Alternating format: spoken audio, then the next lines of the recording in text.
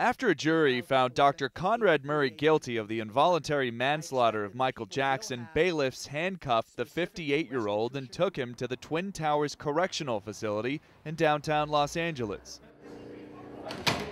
His sentence could be up to 4 years, but because prisons in California are overcrowded, that time might be shortened, says law professor Stanley Goldman. And given the fact that he doesn't really have a prior record, and he's not a danger to the community at this point as long as he's not practicing medicine, it would seem likely that he's someone who will probably be released sometime, probably long before his actual sentence is completed. A possibility which has Jackson's former dermatologist and friend Arnold Klein none too happy.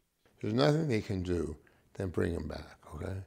They're going to put him away for 4 years, or maybe put him on because we have no enough room in the jails, make him wear a cuff around his ankle for 4 years.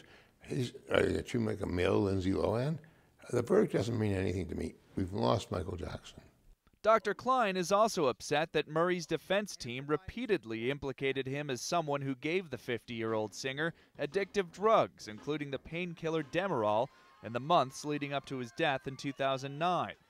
Klein never testified, but he denies the assertion made by Murray's lawyers. You have to know from the beginning, those are not my medical records they presented.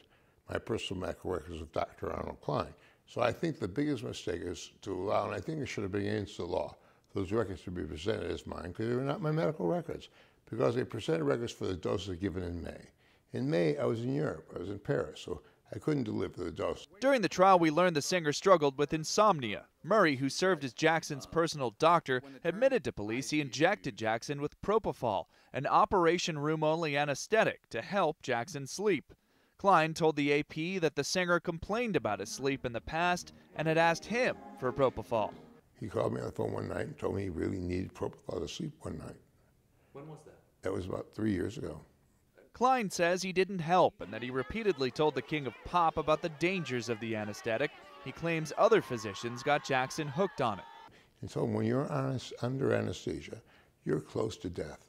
And you can't casually give this drug because you need extraordinarily correct monitoring. Klein, just like Jackson's fans, bemoans the loss of the pop idol, but more so that a man a jury found responsible for the singer's death may be out of prison long before his sentence is up. John Mone, Associated Press, Los Angeles.